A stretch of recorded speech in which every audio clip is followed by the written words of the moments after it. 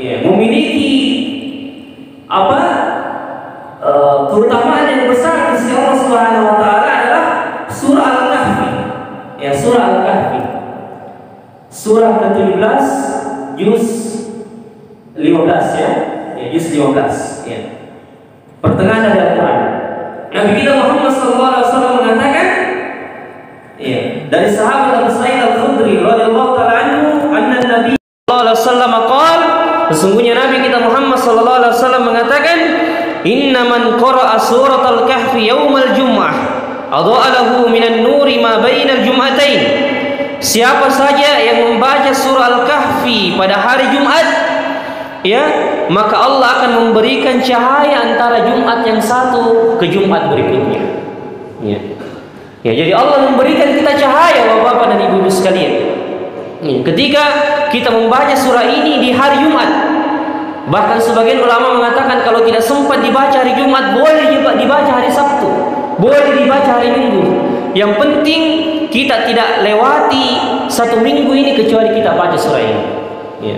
Sedikit saja, 5 lembar. Ya, kita bisa cicil-cicil ya. Kita baca dua lembar kalau subuh, 2 lembar kalau Jumat, ya, 2 lembar kalau asar, selesai.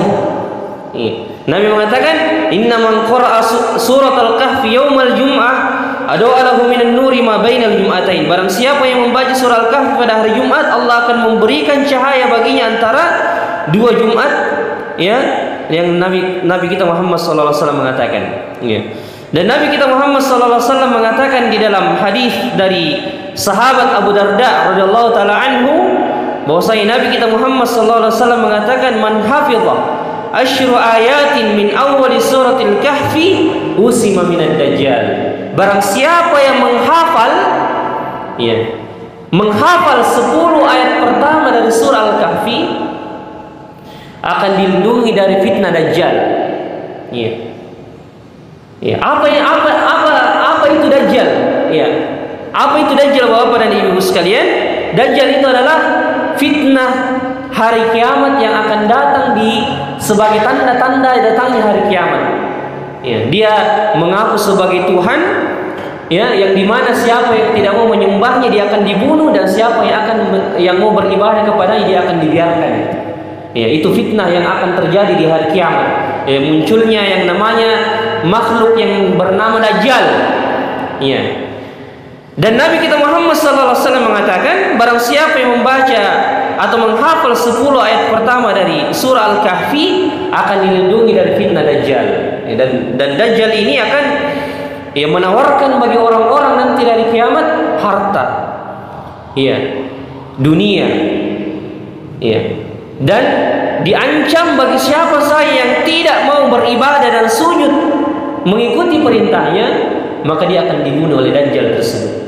Ya, ini diantara tanda-tanda hari kiamat yang Nabi kita Muhammad SAW sampaikan di dalam hadis. Tapi Nabi mengatakan, barang siapa yang menghafal 10 ayat pertama dari surah Al-Kahfi akan lindungi dari Dajjal. Ya.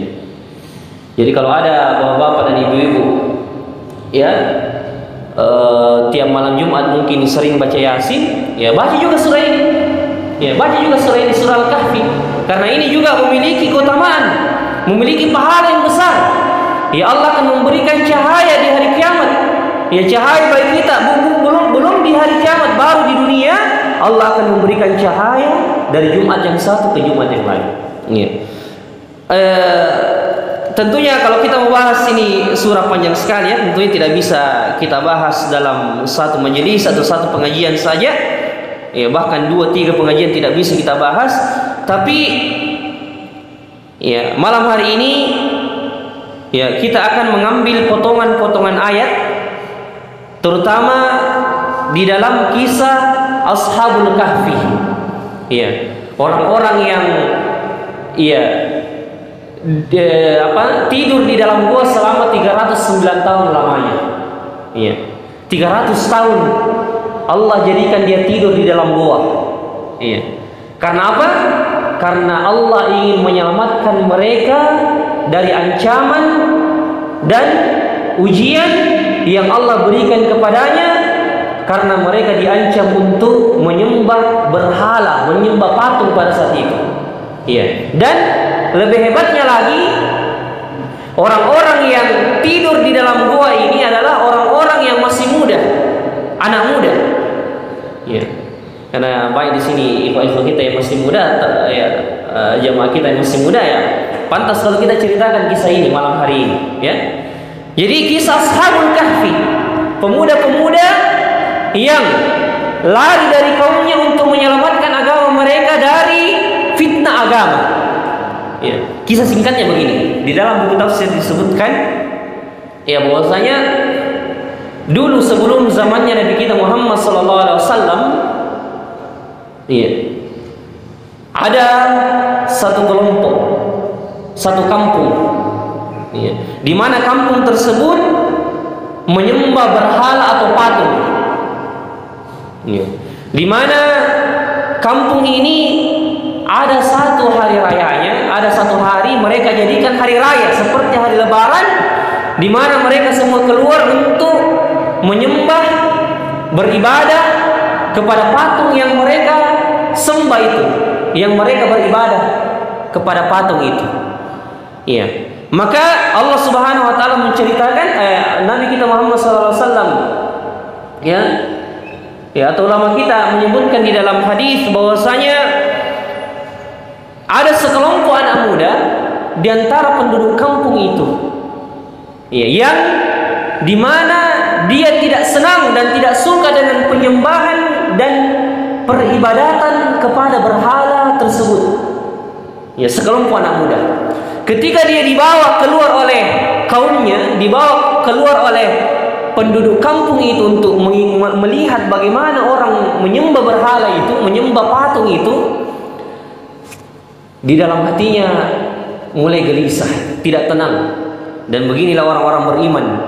Kalau dia melihat ada sesuatu yang tidak sesuai dengan apa yang ada di dalam hatinya, ya, sesuai dengan iman di dalam hatinya, dia tidak akan tenang. Kalau dia orang berbuat dosa, dia tidak akan tenang. Tapi kapan ada orang kalau dia lihat, iya, di sekitarnya orang-orang berbuat dosa atau biasa-biasa saja perasaannya, berarti imannya masih lemah. Iya, karena orang-orang yang beriman, kalau dia melihat dosa, dia tidak akan tinggal diam. Kalau dia tidak bisa, kalau dia masih malu-malu tegur, masih malu-malu nasihati, paling tidak dia gelisah dan tinggalkan tempat itu. Ya, tidak tenang dengan perbuatan dosa yang terjadi di sekitarnya. Iya. Maka seperti ini juga pemuda Ashabul Kahfi. Ya. Ketika dia disuruh keluar untuk melihat, menyaksikan apa yang dikerjakan oleh kaumnya berupa penyembahan berhala, Allah menceritakan di dalam Al-Quran. Ya. Innahum fityatun amanu bi rabbihim wa zidnahum huda. Allah mengatakan, nahnu naqussu 'alaika naba'ahum bil haqq. Kami akan menceritakan kepadamu wahai Muhammad kabar dan kisah mereka di dalam Al-Qur'an. Iya. Dan kita tahu bahwasanya kalau Allah sebutkan kisah di dalam Al-Qur'an, tujuannya untuk agar Nabi kita Muhammad SAW tetap bertahan di atas jalan dakwah. Karena kita tahu Nabi kita Muhammad SAW banyak sekali kesian gangguannya.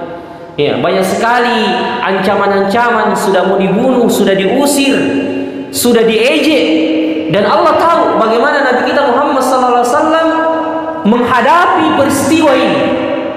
Maka Allah sengaja turunkan ayat-ayat Al-Quran, dan diantara ayat-ayat Al-Quran itu adalah kisah, yang dimana tujuan dari kisah Al-Quran tersebut agar Allah menjadikan hati Nabi kita Muhammad SAW tetap bertahan di atas jalan dakwah. Jemaah yang dimuliakan oleh Allah. Maka Allah mengatakan di dalam surah Al-Kahfi ini, nahnu naqussu 'alaika naba'ahum bil haqq innahum fityatun amanu bi rabbihim wa zidnahum huda. Sesungguhnya mereka adalah pemuda-pemuda yang beriman kepada Tuhannya, dan kami tambahkan hidayah dan petunjuk itu di dalam hati mereka, karena mereka betul-betul yakin terhadap balasan yang Allah persiapkan ketika mereka beriman kepadanya. Allah ceritakan, Dan di dalam kitab tafsir disebutkan ketika mereka disuruh keluar melihat penyembahan dari atau ibadah yang dilakukan oleh kaumnya itu menyembah berhala, menyembah patung, beribadah kepada patung, ya, maka anak-anak muda ini tidak tenang. Mereka kemudian memisahkan diri, memisahkan diri dan keluar dari kelompok orang-orang yang menyembah patung tersebut. Ya, mereka memisahkan diri kemudian pergi ke sebuah pohon. Ya, kemudian setelah itu, ya, satu orang yang datang lagi orang kedua, datang lagi orang yang ketiga, keempat, sampai sekitar 7 orang berkumpul di pohon itu. Ya. Kemudian mereka tidak saling mengenal, tidak saling kenal satu sama lain di antara mereka. Ya. Kemudian ketika di antara mereka bertanya, ya, apa yang menyebabkan kalian keluar dan tidak mau melihat orang-orang yang menyembah dan beribadah kepada patung itu? Ya. Di antara mereka tidak mau dulu bicara. Ya. Tapi setelah ada di antara 7 orang ini yang memberanikan diri, akhirnya mereka mengatakan, kita ini hanya menyembah Tuhan yang menciptakan langit dan bumi, dan kita tidak menyembah kepada selain daripada Allah Subhanahu wa taala yang menciptakan langit dan bumi. Dan kita tidak akan pernah rela, kita tidak akan pernah tenang dengan orang-orang yang menyembah selain Allah Subhanahu wa taala, karena apa yang mereka sembah, apa yang mereka beribadah kepadanya berupa patung itu tidak sama sekali memberikan manfaat, tidak sama sekali menolak bala, bencana, mara bahaya, tidak bisa sama sekali. Ya. Maka anak muda yang mengatakan, saya juga begitu. Saya keluar dari kumpulan orang-orang itu karena saya juga tidak tenang, hati saya tidak tenang melihat, ya, ibadah yang dikerjakan oleh masyarakat kita, menyembah patung, ya, beribadah kepada patung. Akhirnya mereka sepakat. Orang muda yang ketiga mengatakan demikian, ya, yang keempat juga begitu, yang kelima sampai orang yang ketujuh mengatakan, akhirnya mereka, ya, apa, dipersatukan oleh Allah Subhanahu wa taala dengan satu akidah Islam. Ya, meskipun pada zaman itu belum dikatakan agama Islam, tapi agama yang menyembah hanya kepada Allah Subhanahu wa taala. Akhirnya kemudian mereka sepakat dan mereka dipanggil oleh raja pada saat itu, dan raja menanyakan, keyakinan apa yang kau bawa, agama apa yang kau bawa sehingga kau tidak setuju dengan agama nenek moyangmu, ya, agama nenek kalian. Mereka mengatakan, ya, Allah mengatakan dalam Al-Quran, ya, innahum fityatun amanu bi rabbihim wa zidnahum huda wa rabbana ala qulubihim idh qamu faqalu rabbuna rabbus samawati wal ardh lan nad'u min dunihi ilahan laqad qulna idzan syatata. Ya, mereka mengatakan, kami hanya menyembah Tuhan yang menciptakan langit dan bumi, dan kami tidak akan pernah menyembah selainnya. Kalau kami mengatakan perkataan, kalau kami berbicara tentang orang-orang yang menyembah selain Allah Subhanahu wa taala, pasti kami akan, ya, berbicara dengan perkataan yang paling dusta, ya, perkataan yang bohong kalau kami mengaku bahwasanya ada Tuhan yang berhak disembah selain Allah Subhanahu wa taala. Allah mengatakan warabatuna ala qulubihim, kami ikat hati mereka. Apa maksudnya kami ikat hati mereka? Maksudnya kami berikan kesabaran di atas jalan kebenaran dan kami kuatkan mereka di atas jalan kebenaran tersebut. Ya, karena Allah tadi mengatakan sesungguhnya mereka adalah pemuda-pemuda yang beriman kepada Tuhannya, maka kami tambahkan hidayah dan petunjuk itu di dalam hati mereka sehingga mereka tidak mungkin digoyangkan dengan ancaman-ancaman apapun. Di sini pelajaran besar ya Mas sekalian yang bisa kita ambil bahwasanya siapa saja yang yakin akan balasan yang Allah Subhanahu wa taala persiapkan kepadanya, yakin bahwasanya Allah Subhanahu wa taala akan menolong dia selama dia yakin dan tetap beriman akan janji dan balasan dari Allah Subhanahu wa taala, Allah akan kuatkan hatinya di jalan dakwah. Allah akan kuatkan hati di jalan kebaikan. Karena Allah tadi mengatakan mereka pemuda-pemuda yang beriman kepada Tuhannya, dan kami tambahkan hidayah dan iman itu di dalam hatinya karena mereka yakin akan janji dan balasan dari Allah. Ya. Ini pelajaran besar. Apa sebenarnya yang membedakan kita? Ada yang semangat beribadah, ada yang selalu duluan datang ke masjid, bahkan jauh rumahnya dari masjid, 2 kilo rumahnya dari masjid, tapi selalu di saf pertama. Tapi kebalikannya ada orang yang ya mungkin di depan rumahnya, berhadapan rumahnya dengan masjid, tapi selalu bahkan belum diberikan petunjuk untuk bisa sholat berjamaah di masjid. Apa yang membedakan? Karena yang satu yakin akan balasan yang Allah persiapkan baginya, dan yang satunya lagi belum ada keyakinan di dalam hatinya bahwasanya Allah telah mempersiapkan balasan untuknya. Iya. Maka kita katakan semakin kuat keyakinannya, semakin kuat keyakinan kita akan balasan dan janji Allah Subhanahu wa taala, maka semakin ya Allah tambahkan hidayah itu dan iman itu dalam hati kita. Iya. Jadi kalau kita mengatakan, Ustaz, saya ini kadang naik turun semangat saya karena saya malas ke masjid. Saya kadang juga rajin. Bagaimana caranya supaya saya rajin terus? Ya, supaya saya tidak tinggalkan lagi sholat di masjid. Kita katakan baca-baca itu keutamaannya sholat berjamaah. Apa yang Allah siapkan, bagaimana pahalanya? Ya, apa balasannya kalau orang selalu di saf pertama? Kita baca-baca itu agar menjadi penyemangat. Ya, dorongan di dalam hati kita agar kita yakin dan kita ditambah masalah keyakinan. Karena kalau kita baca saja, orang kalau sholat berjamaah 25 kali lebih utama, atau 27 kali lebih utama dibandingkan sholat sendiri. Iya. Tapi orang kalau sekedar baca itu tidak dia resapi, tidak dia masukkan di dalam hatinya, tidak akan bermanfaat. Iya, tidak akan bermanfaat, sekedar lewat saja. Tapi kalau dia baca baik-baik, dia masukkan di dalam hatinya, pasti dia akan yakin bahwasanya pasti Allah ganti nih. Tidak ada capek yang saya rasakan, tidak ada letih yang saya rasakan, kecuali pasti Allah akan kabulkan, pasti Allah akan balas. Faman ya'mal mithqala dzarratin khairan yarah. Barang siapa yang mengerjakan kebaikan meskipun sebesar biji dzarrah. Iya. Apa yang dimaksud dengan biji dzarrah? Iya. Biji dzarrah itu ulama kita mengatakan lebih kecil daripada semut. Iya, lebih kecil daripada semut. Yang dimaksud dengan biji dzarrah, dan Nabi mengatakan barang siapa yang mengerjakan kebaikan meskipun sebesar biji dzarrah, dia akan melihat balasannya. Dan barang siapa mengerjakan keburukan meskipun sebesar biji dzarrah, dia pun juga akan melihat balasannya. Jemaah yang dimuliakan oleh Allah. Jadi ini pelajaran pertama. Jadi apa yang membuat mereka anak-anak muda ini bertahan di atas jalan kebaikan? Karena iman mereka, keyakinan bahwasanya apa yang mereka lakukan, apa yang mereka pertahankan, meskipun mereka cuma 7 orang berhadapan dengan orang banyak. Orang-orang yang banyak itu tidak ada yang menyembah Allah Subhanahu wa taala, hanya mereka yang 7 orang ini. Tapi mereka yakin bahwasanya Allah bersama dengan mereka. Memang mereka tidak melihat Allah, tapi mereka yakin bahwasanya Allah Maha melihat. Allah tidak mungkin meninggalkan mereka. Kalau mereka sudah beriman kepada Allah, Allah yang menanggung semua urusan mereka.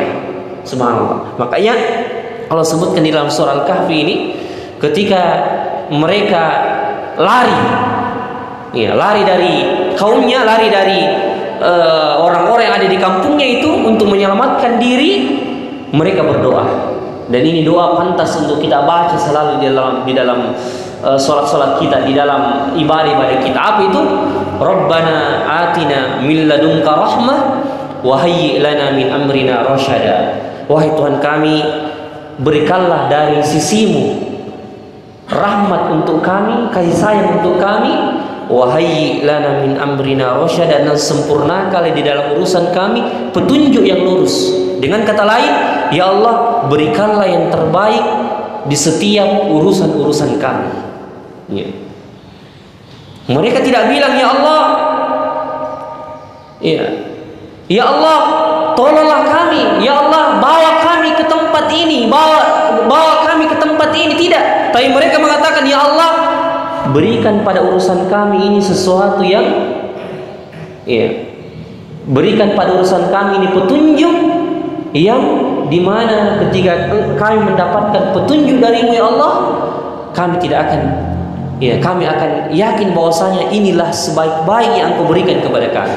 Jadi Bapak-bapak dan Ibu sekalian, kalau kita punya urusan, ada urusan besar kita hadapi, ada proyek, ada usaha yang mau kita mau lakukan, kalau kita berdoa kepada Allah, jangan kita mengatakan, ya Allah saya mau kalau begini proyekku, begini.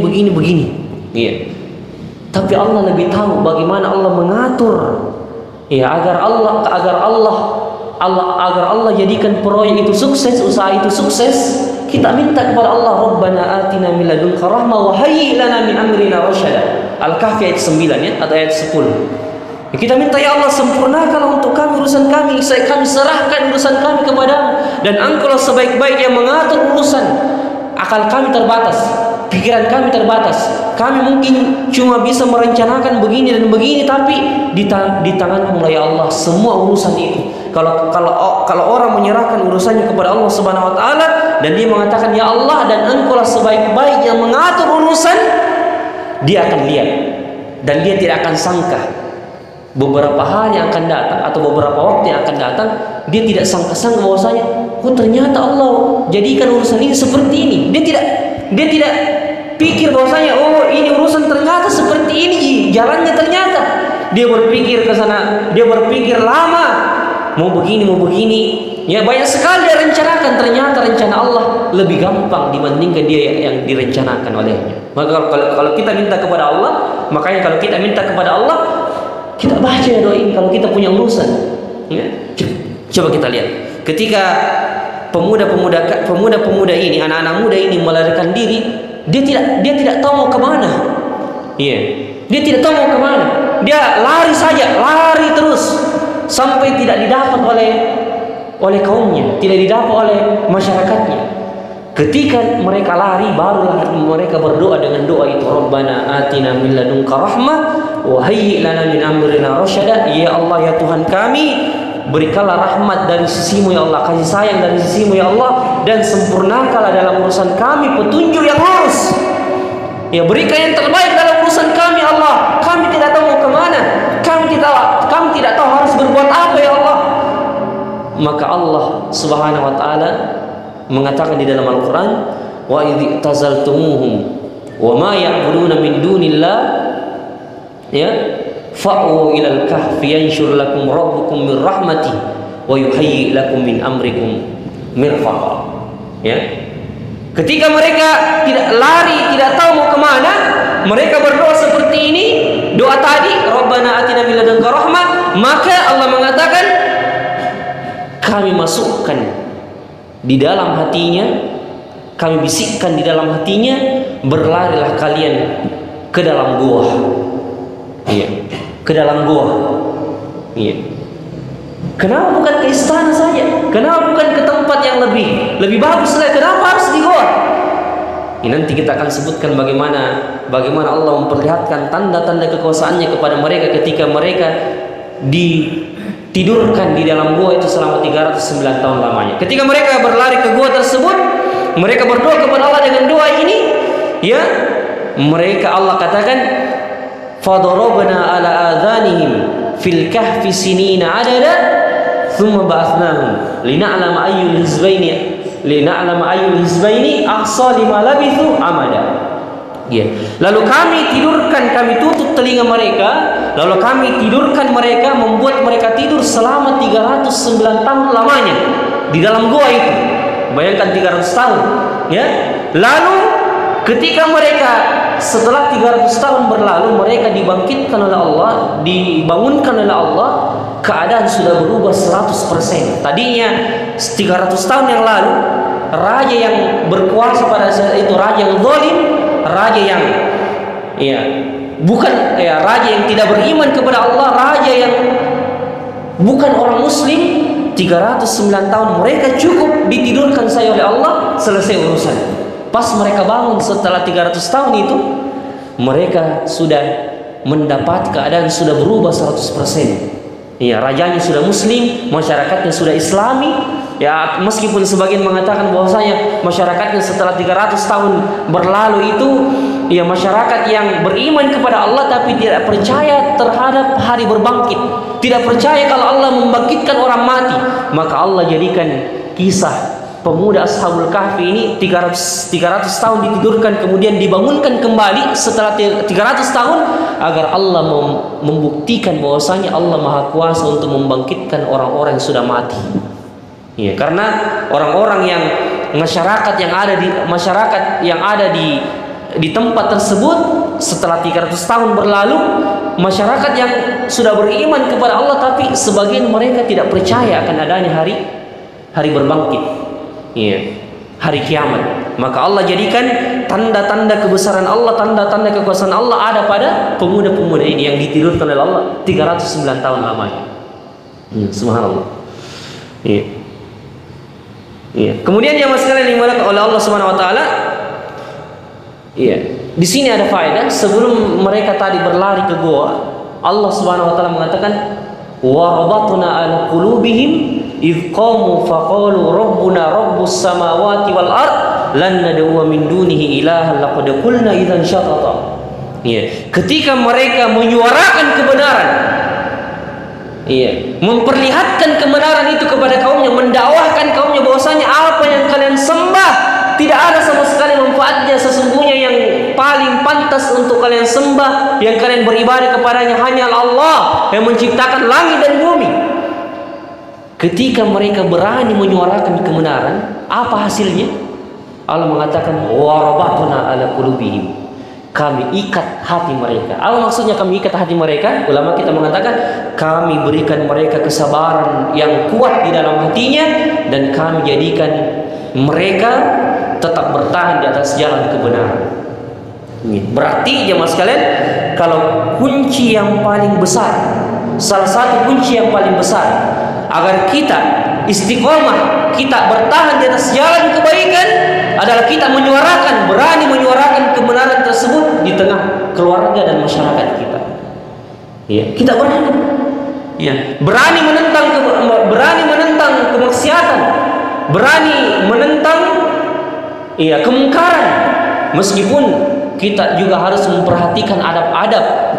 Ya, tidak langsung mengatakan ini haram, ini bid'ah, tidak langsung mengatakan seperti itu, tapi ketika kita dibutuhkan untuk menjelaskan bahwa itu haram, itu sesuatu yang tidak pernah dicontohkan oleh Nabi, itu adalah perbuatan dosa yang sangat dimurkai oleh Allah, kita berani katakan. Iya, berani katakan. Karena disitulah kunci Allah Subhanahu wa taala akan menguatkan hati seseorang di jalan kebaikan. Ikhlaskan yang dimuliakan oleh Allah. Iya. Warabatuna, ketika mereka berdiri mengatakan kepada raja-raja yang zalim, yang boleh jadi kalau dia terus terang bahwasanya mereka menyembah Allah, mereka akan dibunuh oleh raja itu, tapi mereka sepakat bahwasanya agama ini harus ditampakkan. Iya, agama Allah ini harus disampaikan kepada manusia. Maka mereka idqamu faqala rabbuna rabbus samawati wal ard, ketika mereka berdiri dan mengatakan Tuhan kami adalah Tuhan yang menciptakan langit dan bumi, lan nad'u min dunihi ilahan, kami tidak akan berdoa, kami tidak akan beribadah, dan kami tidak akan menyembah kecuali hanya kepada Allah Subhanahu wa taala. Kami tidak akan pernah rela berdoa kepada selain Allah. Kami tidak akan pernah rela untuk memberikan ibadah kami ini sedikit pun kepada selain Allah Subhanahu wa taala. Maka jemaah sekalian, disinilah dibutuhkan peran kita. Disinilah dibutuhkan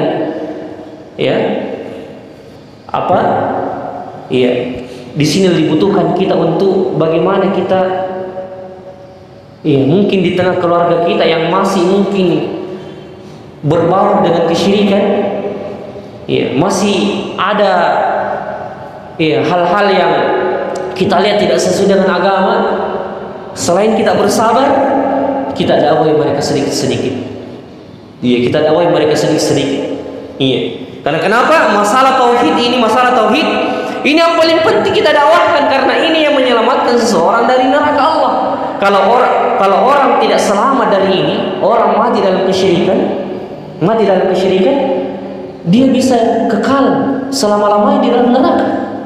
Iya. Makanya kalau kita tidak selamatkan keluarga kita dari masalah ini, ya maka keluarga kita akan selama-lamanya di dalam neraka. Tapi kalau dosa-dosa yang lain bisa jadi dan suatu saat dia akan dikeluarkan dari neraka Allah SWT dan dimasukkan ke dalam surga. Tapi kalau masalah ini jemaah sekalian, masalah kesyirikan, ya, masalah berdoa beribadah selain Allah SWT, ini yang paling berbahaya. Ya, yang harus kita sampaikan meskipun ada resikonya. Ya, tapi kita sampaikan secara baik-baik, kita ditolak tidak mengapa, ada resikonya memang, tapi begitulah kita berdakwah kepada Allah, begitulah kita menyampaikan kebaikan. Seperti anak-anak muda ini yang disampaikan oleh Allah di dalam surah Al-Kahfi. Ya, jemaah yang dimuliakan oleh Allah Subhanahu wa taala. Ya. Ya. Dan terakhir, ya, berapa menit lagi, Syekh? Ya. Oh, 8 menit. Iya. Ya, terakhir mungkin ya tidak mengapa. Ya, di antara ya, faedah yang bisa kita ambil dari kisah Ashabul Kahfi ini jamaah yang dimuliakan oleh Allah Subhanahu wa taala. Ya. Ketika seseorang menyerahkan urusannya kepada Allah Subhanahu wa taala, dia tidak akan sangka-sangka bahwasanya Allah akan memberikan jalan keluar, ya, yang dia tidak dia tidak sangka-sangka bahwasanya itulah yang Allah berikan yang terbaik untuknya. Iya. Kadang jemaah sekalian, kadang di mata kita, kadang di pikiran kita ada sesuatu yang sulit sekali kita hadapi. Ya, anak-anak kuliah yang tugasnya yang tidak bisa kelar-kelar, tidak bisa selesai-selesai. Ya, orang bikin proyek yang bertahun-tahun mungkin belum selesai-selesai. Ya, maka yang bisa kita ambil dari kisah pemuda-pemuda Ashabul Kahfi ini adalah bagaimana mereka melibatkan Allah dalam urusan-urusan mereka. Ini yang paling penting. Ya.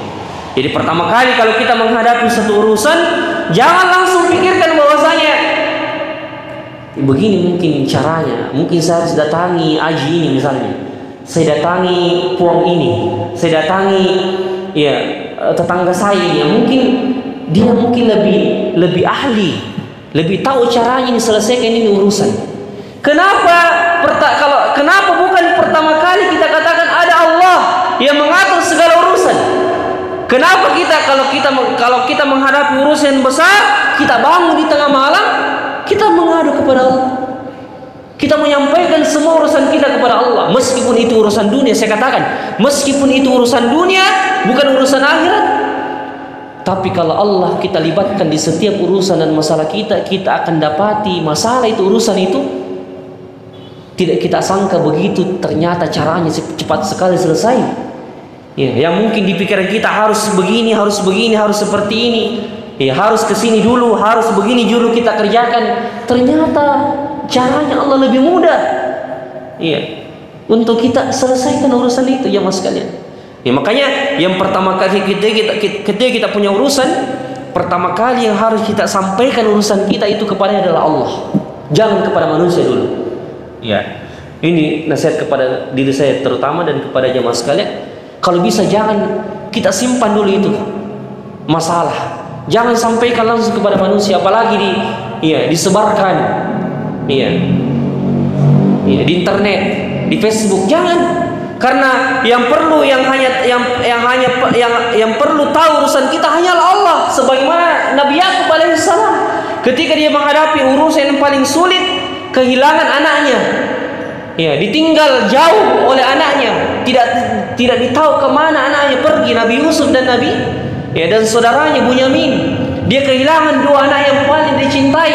Tapi ketika saudara-saudaranya Nabi Yusuf mengatakan kepada bapaknya Nabi Yakub, kami lihat engkau terus bersedih kehilangan anakmu, sampai-sampai matamu menjadi buta.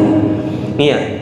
Tapi anak-anak ini heran kenapa Nabi Yakub tidak pernah mengeluhkan masalah ini, tidak pernah mengeluh. Karena Nabi Yakub mengatakan innama ashku bathi wa huzni ila Allah. Sesungguhnya saya hanya mengeluhkan permasalahanku, kesedihanku, penderitaanku hanya kepada Allah Subhanahu wa taala. Meskipun kita bilang, meskipun kita katakan tidak mengapa kalau kita misalnya ada orang kita percaya, misalnya ada ustadz, mau kita minta solusi kepadanya, kita minta jalan keluar, tidak apa-apa kita sampaikan. Kalau kita mengapa kita sampaikan juga mungkin kepada orang tua kita, orang yang paling terdekat, yang mungkin orang tua kita ini sudah pengalaman dalam masalah hidup, kalau lebih tua dari kita, sudah lebih pengalaman dalam masalah urusan-urusan dunia. Tidak mengapa kita sampaikan, tapi yang paling pertama kita sampaikan urusan kita itu, apalagi kalau urusan besar, kepada Allah dulu, kepada Allah.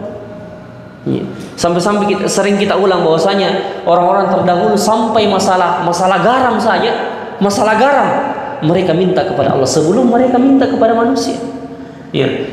Putus tali sandalnya, mereka mengeluhkan, ya Allah, putus tali sandalku ya Allah. Seperti itu. Dan ini menunjukkan kuatnya keyakinan iman mereka kepada Allah. Libatkan Allah dalam urusan kita, jemaah sekalian. Libatkan Allah dalam urusan kita. Kita akan dapati Allah akan menyelesaikan urusan itu dengan jalan yang tidak bisa kita sangka-sangka. Tidak bisa kita sangka-sangka. Ini dimulakan Allah. Maka ini jemaah sekalian dimulakan oleh Allah Subhanahu wa taala. Intinya bagaimana dari kisah pemuda Ashabul Kahfi ini masih ada pelajaran-pelajaran yang bisa kita ambil darinya. Mudah-mudahan pekan depan kita bisa lanjut mungkin di tempat yang lainnya, di kelas sekalian, dan mudah-mudahan kita masih bisa bersilaturahmi di masjid kita yang tercinta ini, Masjid Al Ihsan. Dan terima kasih banyak kepada panitia Masjid Al Ihsan yang memberikan kami kesempatan untuk bersilaturahmi kepada jamaah sekalian. Semoga Allah Subhanahu wa taala membalas kebaikan bapak-bapak dan ibu-ibu, dan semoga Allah membalas kesabaran bapak-bapak dan ibu untuk duduk sejenak antara maghrib isya ini mendengarkan ceramah yang kita sampaikan, meskipun mungkin ada hal-hal yang masih belum dipahami atau kurang dipahami, tapi kita katakan doa-doa malaikat yang sudah kita dapatkan insyaallah, yang dimana Nabi mengabarkan, memberikan kabar gembira kepada kita, menunggu waktu sholat itu mendapatkan doa malaikat, ya Allah ampunilah dosa mereka, ya Allah berikanlah mereka rahmat dan kasih sayang. Saya kira ini kawan sekalian, dan yang malam ini dimulakan oleh Allah apa yang kita sampaikan dari faedah, sedikit dari faedah dari kisah pemuda-pemuda Ashabul Kahfi ini di dalam Al-Quran. Dan semoga Allah Subhanahu wa taala memberikan kita keyakinan yang kuat kepada Allah, iman yang kuat kepada Allah. Bagaimana kita libatkan Allah selalu dalam urusan kita. Kita jadikan Allah selalu seakan-akan ada di depan kita, yang mengatur urusan kita. Karena memang Allah sudah bilang, yudabbirul amra minas sama. Allah sudah mengatur urusan itu dari langit sampai ke bumi. Semua urusan sudah diatur. Tinggal kita bagaimana ini meminta kepada Allah, melibatkan Allah dalam urusan kita. Selalu Allah yang menjadi yang pertama kita sampaikan urusan itu kepadanya. Jemaah yang dimuliakan Allah. Subhanallah rabbana wa bihamdik, asyhadu an la ilaha illa anta, astaghfiruka wa atubu ilaik. Akhiru da'wana alhamdulillahirabbil alamin. Assalamualaikum warahmatullahi wabarakatuh.